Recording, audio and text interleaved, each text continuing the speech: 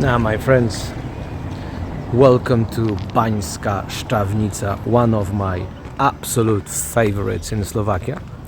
Now, I actually came here roughly 10 years ago, a bit more, and usually how it works, even if I like a place very much, it's, I'll remember it and tell people about it and so on and so forth, but I do not come back.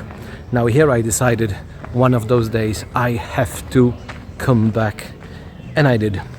And I think one of the reasons why I love the place so much is that I lived 15 years in a village in the mountains, and then 25 years I lived in Kraków itself. And here what I have, the old town of Kraków in the mountains, which they look exactly like the ones from my childhood. So here I've got two in one. So here I would like to tell you a lot about it. But first, let's make sure that we are actually in Slovakia. So the main church, got it. The plague column, tick. The Jesuit church, tick. The evangelical church, tick. Synagogue, there. We do have a castle, and actually two of them, tick. And something missing. Something very important is still missing. What could it be? Oh my god, there is no moi! No! Well, actually, I found one, an artistic version, but it still counts, right? Anyway, after this introduction and a huge explosion of infantilism, let's get into the thick of it. So what's the deal with this wealthy, beautiful town in the middle of mountains? Well, there are a number of ways to explain its wealth and importance, but maybe best is there's a representative building in kind of a main square. So let's enter it, and the first thing you're gonna see is a statue of a gentleman holding a very interesting instrument. Now, if that's not enough, we're gonna see plaques with many names and the same instrument now as a symbol. But maybe best of all, we entered a representative building, and then what you get is an entrance to a mine. So that's a pretty cool thing, right? You're entering a building, and there in the very center of the courtyard there's an entrance to a mine, which you can simply just enter, walk down. So here we are in a little shaft. Michał. Well, the thing is, it's not simply mining, it's what they did mine here. First of all, the name of the place, Banská, means, well, Bana is a mine in Slovak, so that's already showing you something. But it's not in the name, but it was in the numbers though. Silver. Tons, literally tons of silver every year were mined here. And some kilos of gold as well. And this is by far the reason for the wealth, literal and metaphorical. Anything that came to Banská Štiavnica, the people, the artistry, the political influence and intellectuals and everything, it was all connected to mining silver. So this is pretty much the backbone of everything that you see around the place today. And the little shaft which we are walking here is supposedly one of the oldest, well, a part of one of the oldest of them. There was a silver vein pretty much in the very tunnel that I am walking down. So I guess it is no surprise that silver and mining is the very beginning of town, and actually another name from the time is Chemnitz, as again Saxon people, miners from Saxony were invited here, and they kinda officially settled the town.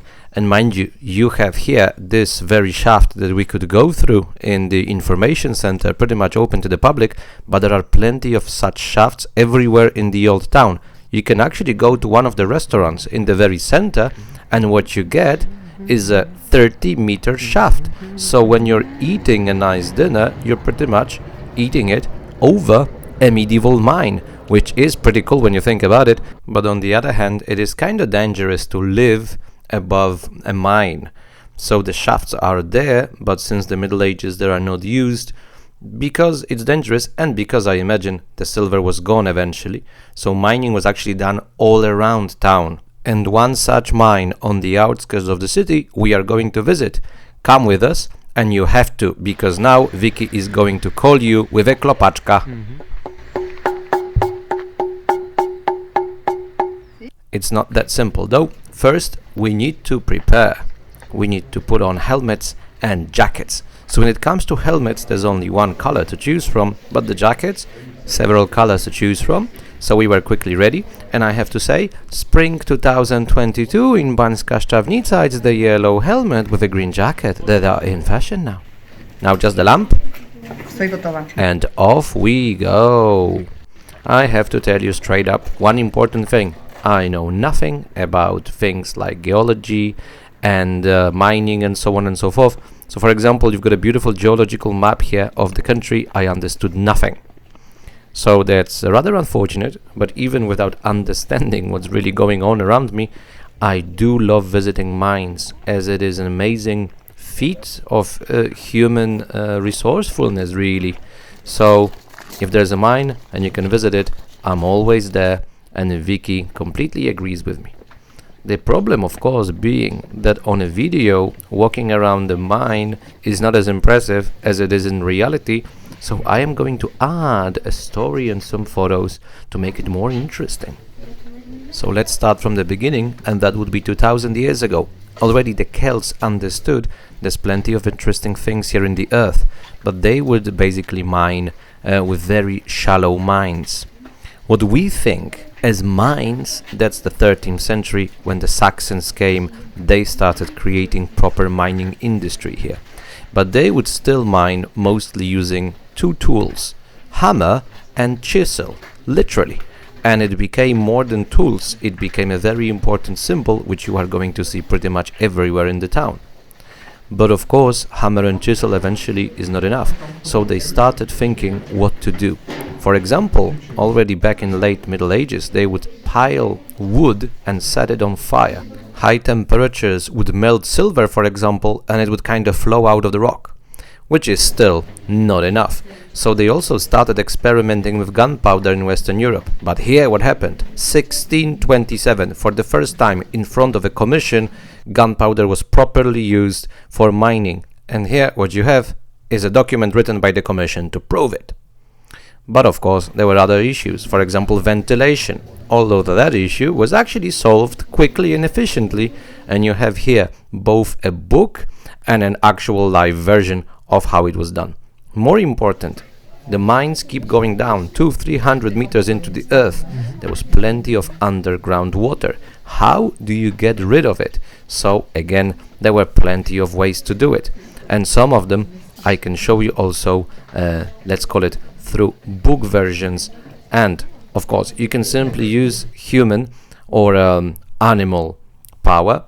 You can also use the power of streams, so you use water to pump out water, which is fine, but you need flowing streams. And many mines were established in places where there were none. So what do you do in such cases? Well, Banská Štiavnica invented one more very important thing, so let's magically leave the mine for a moment. Another great little detail are lakes. There are more than 20 of them. They're very small, but of course, if there's a nice lake and it's hot, people would come here today to have a drink at a local buffet and take a little dip, maybe even some fishing. But since the 17th century, for around 300 years, it's been used for a different purpose. Those little lakes are water reservoirs. Those reservoirs serve to get water out of the mines. How it works? Well, you've got controlled water here, so then you flow it into a mill.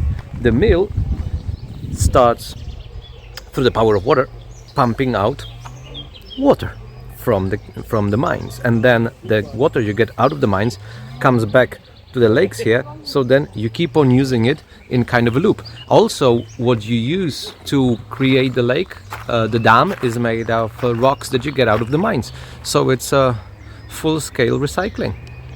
Pretty smart, right?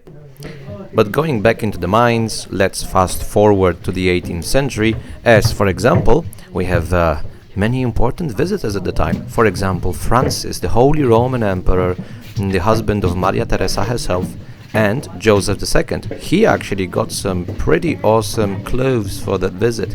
Emperor's new clothes, one may say. Well, good he got it, because many people did not. In the mines, there was plenty of nakedness, and the reason is simple. The temperatures very often were high. So, let me introduce you to the moon of the miners, in full bloom, so to speak. Are you ready?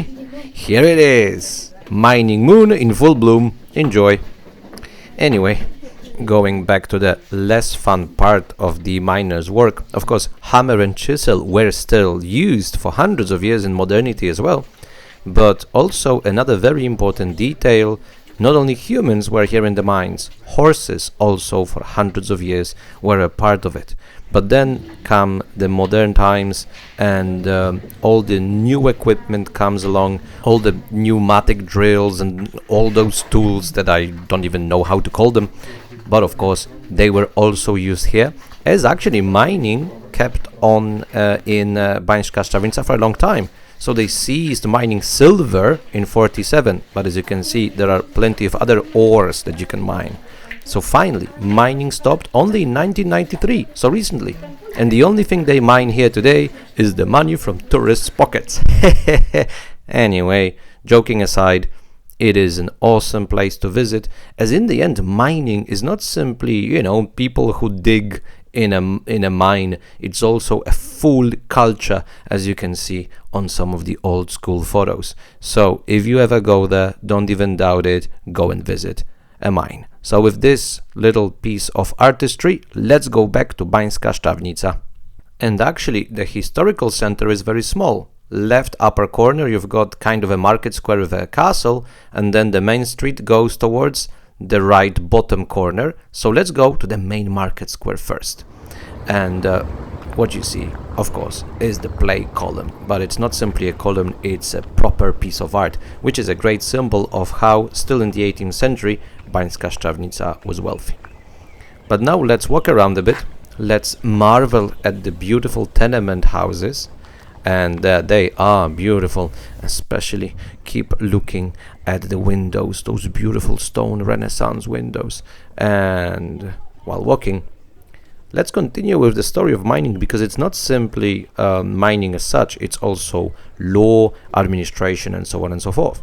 So the first law that was given to not to Banská Štiavnica yet, but to the region, was roughly 1,000 years ago already. But what's important for us, 1238, Banská Štiavnica is officially established as a free royal mining town. As a free royal, it gets plenty of autonomy and privileges, but it's also mining. So the whole mining part is also legally established. Of course, you gotta pay a bit to the king, but then everything else, how you work it, where the mines can be established, all the little details were put in a document by law. And then when other cities around the region are established, very often they copy what was done here. So we can say Banská Štiavnica is the father of mining towns in central Slovakia. Also, in the end, 7 most important mining towns created a special union. Banská Štiavnica, of course, was a part of it, and that union of mining towns was supposed to act together and safeguard the privileges. So, the Middle Ages is, no doubt, the first golden age of Banská Štiavnica, but also the Renaissance. So, from the time of the Middle Ages, you will see today one important thing: urban architecture. The layout of the streets is pretty much unchanged in the last 800 years. But you're also going to see plenty of Renaissance. We assume very often that when America gets discovered, silver, for example, starts flowing immediately. It doesn't work that way. It took 100 years. For example, in Bolivia, you have this famous mountain called Potosi, pretty much a mountain made of silver. It took 100 years for silver from Potosi to properly start flowing into Europe. So Renaissance is still the golden age of Banská Štiavnica, and you will see it on plenty of portals in the dates that they have.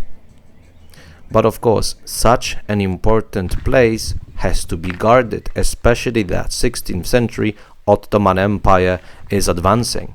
So, right above the place where we were a moment ago, you have a castle, or actually, It's an old Romanesque church, which with time was pretty much turned into a castle, and a big wall was built around it. But that's not enough. There's also another one on a hill, pretty much on the outskirts of the historical center, and it's called the New Castle, but think of it as an overgrown watchtower.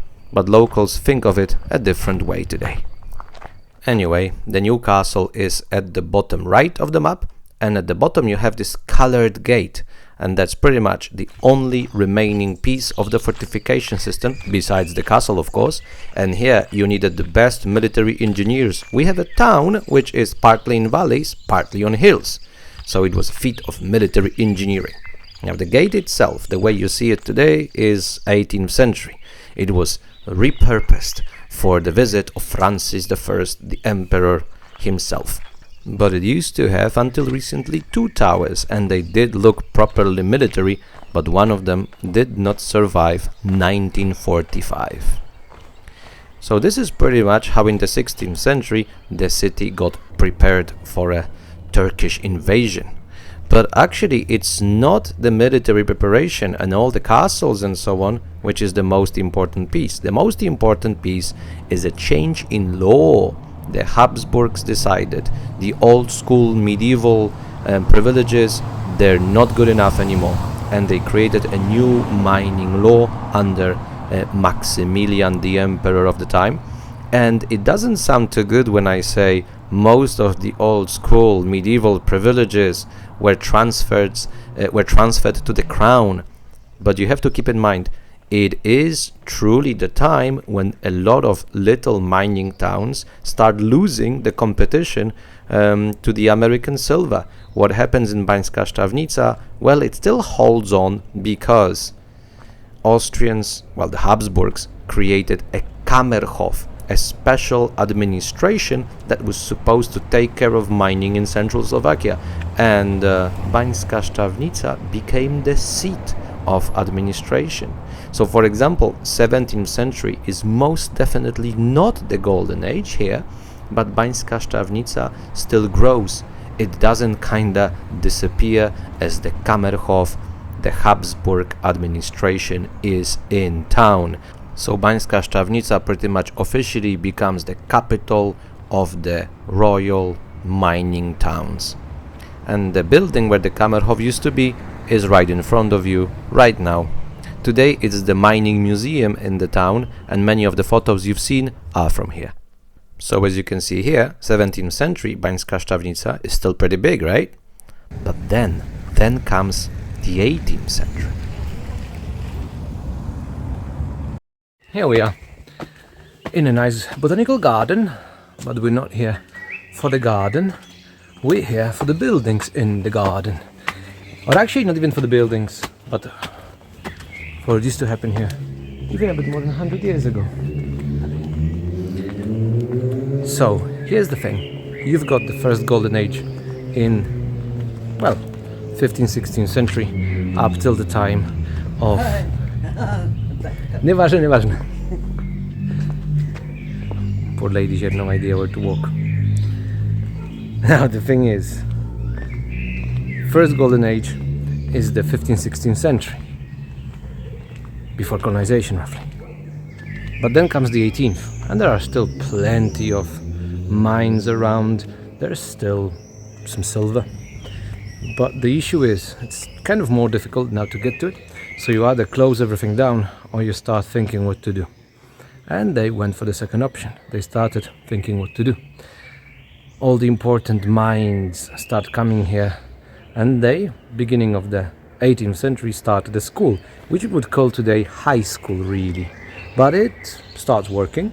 Many important people start coming. So finally, 1763, it became such an important school that Maria Theresa herself in Vienna gave it thumbs up. 1763, it officially becomes an academy. Well, it takes a moment to kickstart it, but 1770, it's officially working properly and fully.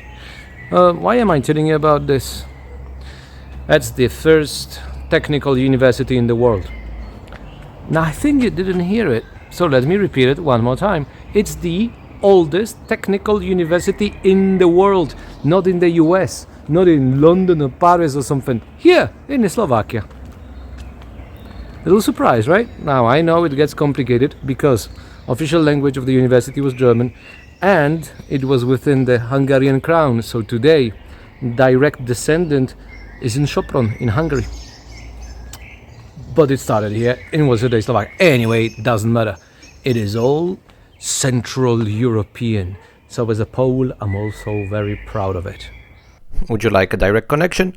Joseph Ruseger, student, then rector of the university. In the meantime, he was the director of the salt mines in Wieliczka, next to Kraków. And of course, just an example of an important person, but this is university. 18th century is the second golden age, and plenty of intellectuals come here and they write books, as you can see. But university are also students, and students mean there's student life here. So through the 19th century, there's still plenty going on. Actually, I would say until First World War, as you can see on the photo coming. But there's a very important detail which kind of appeared several times, and I think it will keep appearing. The train did not come to Bańska Štiavnica. So after the First World War, university left to Hungary. In the buildings of the old university, a high school based in chemistry was established. Important people keep coming. Here is visit of Masaryk, the president of interwar Czechoslovakia. But basically, modernity took a big loop around Bańska Štiavnica. What's good about it? Well, it's on the UNESCO list today, as it hasn't really changed in the modern times. What's bad about it? Bańska Štiavnica today is a small town, and many of the, especially late 19th century, representative buildings are empty because the town is too small for so many big buildings. Here is an example. It's the old high school of the city, and more sad still, one of the teachers was involved in some kind of underground teaching during Second World War. She was member of the resistance, basically, so she got executed in Kremniczka, where we went to in the 6th episode. And did I get you depressed? Don't worry. You will find empty buildings, yes, but generally, Bańska Štiavnica is a booming town today. Plenty of artsy cafes and so on and so forth.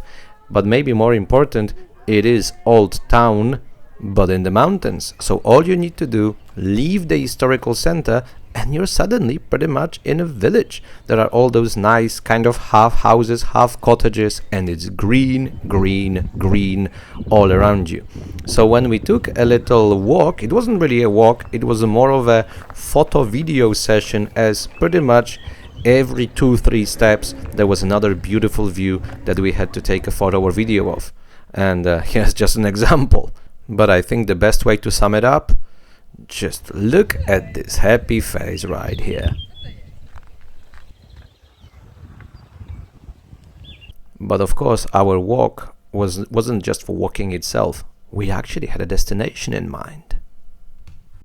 As the weather is brilliant and we feel like a bit of walking, we are going up the local Calvary hill. So first of all, you will see it from every place in town pretty much, and that's the point. For several hundred years, when the Turks were close, all the hills were used for protection. Usually there was a guard tower of some kind, but then the Turks are gone.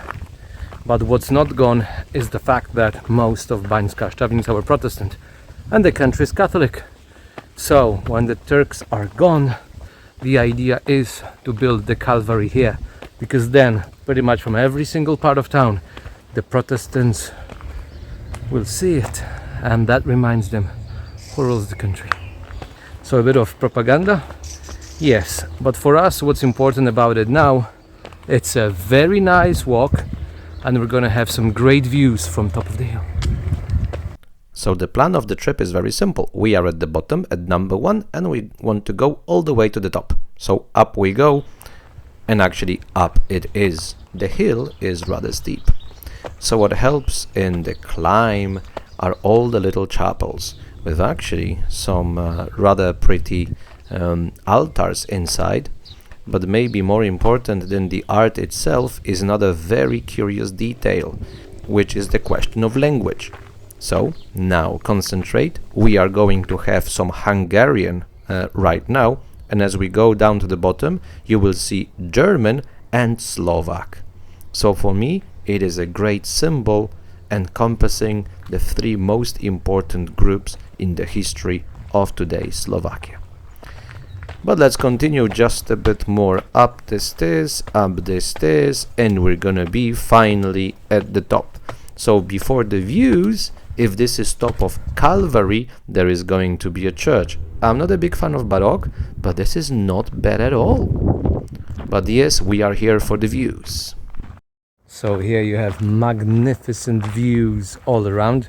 What you can see is definitely plenty of forest, and all around us were little settlements with miners working, because Banská Štiavnica itself was not the focus of mining as such. The mines were spread all around. And here's the thing, now you can see plenty of forests, but here is a little meadow. Supposedly 17th century, everything looked like that. One of the ways to get to precious metals was burning wooden logs inside mines. So through high temperature, it kinda becomes liquid and just flows out. Here's the thing, if you want to do it in plenty of mines, you need plenty of wood. And of course then it's construction of the houses and the machinery and everything. Supposedly 16th, 17th century, all the woods here were cut down. There was not a single tree, almost literally. They had to bring wood from today's northern Slovakia and southern Poland even. So when the technological university was established, very soon another part of it was established as well, forestry. So my guess is everything that you're seeing around us at the very moment is roughly 200 years old. I think they were working very hard and efficient. Actually, forestry as a high school is still there today. But let's have one more look at Banská Štiavnica. How can you not fall in love with such a beautiful town? Wait a second, have I mentioned love? You're leaving the main market square, going down, and suddenly you have a love bank. And there's plenty of love in the air. What happens? This is a place where Marina Pišlova lived.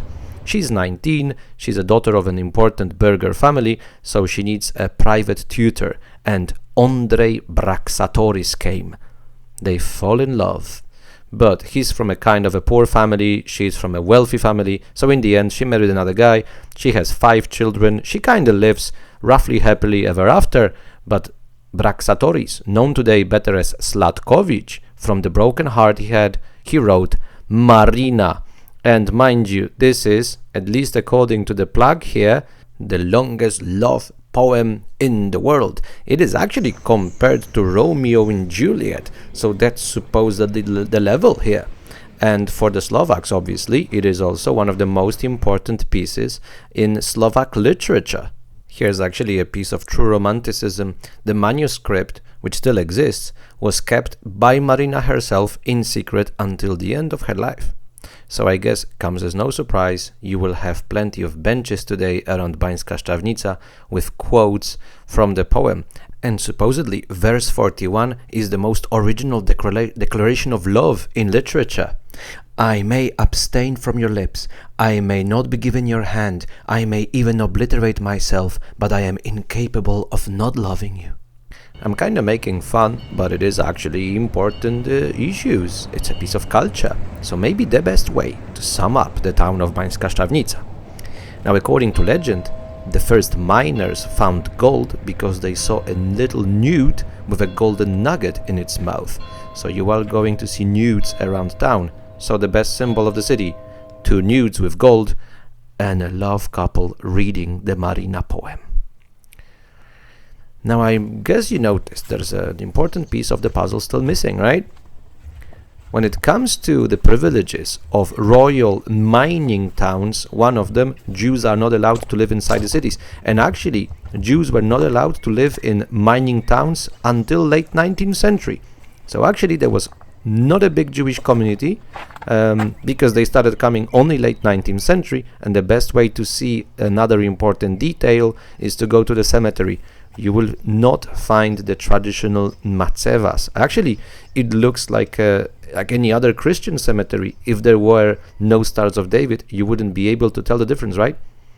So the Jewish community was very assimilated, and as you can see, cemetery isn't big, so it was very small as well. But there is a synagogue, and this synagogue today, it is a brewery. Yep, you heard me right. The van saying pivovar is not here by mistake. So if some of you in episode number 13, if you thought cafeteria in an old synagogue is too much, well, I'm sorry. I have to say I have nothing against it, especially that the beer is good. But the interior you're seeing is not in the synagogue, it's in a building right next to it. And there is a restaurant with some malts that you can try. There are beer tanks, and they're actually rather creative. They want to create the first proper modern Slovak style of beer, and they called it Braxatoris. Well, according to them, the gentleman had a different muse. Mind you, Marina is also a name of a type of hops. So the beer was very good, as you can see. But the best thing about the restaurant is their creativity in art. But that's not the highlight. The highlight was a different place and a different type of beverage. So let me leave it to the shop owner now. Tieto vína pochádzajú z oblasti Štiavnickej sopky. Banská Štiavnica sa nachádza v strede vulkánu. Táto zelená línia ohraničuje krajinu oblasť lesa a znázorňuje to kruh ako sopky. Táto sopka bola pred 15 miliónmi rokov najväčšia sopka v Európe, mala až 5 km výšku a vinohrady, ktoré na nej rastú, sa nachádzajú približne v tejto zóne na juh od Banskej Štiavnice. Máme tu veľmi pestrú škálu vín, rôznorodé odrody, spracované moderne, tradične, dá sa tu nájsť všetko, čo bežne v Európe rastie. Sú to veľmi krásne vína. Super. Do I need to mention it's not only for show, but for actual tasting? And if that's not enough, the gentleman keeps his own wines in an old gold mine. How cool is that? And also, you can see the little village from the previous episode. It is south of Banská Štiavnica. But in the meantime, it got dark, as you can see. So, a couple of Banská Štiavnica nighttime photos as we were walking back home after the tasting. And what an episode it has become. But it couldn't be different because we visited my absolute favorite city in all of Slovakia.